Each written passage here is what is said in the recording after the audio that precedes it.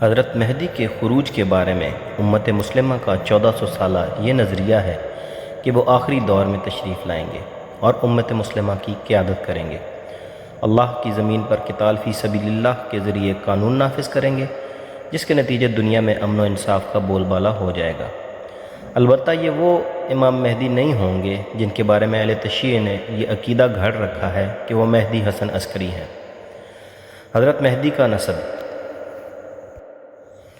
عن ام سلمہ قالت سمعت رسول اللہ صلی اللہ علیہ وآلہ وسلم یقول المہدی من عترتی من ولد فاطمہ۔ سنن ابی داؤد 4284 نمبر حدیث ہے یہ، جس کا ترجمہ ہے حضرت ام سلمہ رضی اللہ تعالی عنہ فرماتی ہیں کہ میں نے رسول کریم صلی اللہ علیہ وآلہ وسلم کو یہ فرماتے ہوئے سنا، مہدی میرے خاندان میں سے حضرت فاطمہ رضی اللہ تعالی عنہ کی اولاد سے ہوں گے۔ ابو اسحاق کہتے ہیں کہ حضرت علی رضی اللہ تعالی عنہ نے اپنے صاحبزادے حضرت حسن رضی اللہ تعالی عنہ کی طرف دیکھ کر کہا، میرا بیٹا سردار ہے، جیسا کہ رسول اللہ صلی اللہ علیہ وسلم نے اس کے بارے میں فرمایا۔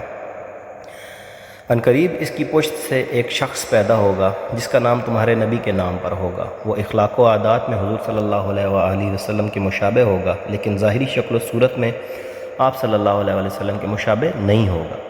پھر حضرت علی رضی اللہ تعالی عنہ نے زمین کو عدل و انصاف سے بھر دینے کا واقعہ بیان فرمایا۔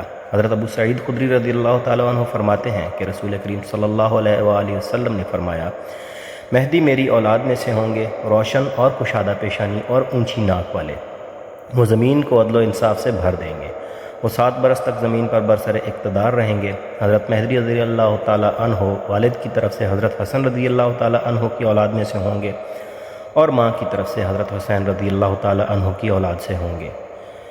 مزید ایسی ویڈیوز کے لیے ہمارے چینل کو سبسکرائب کرنا نہ بھولیں۔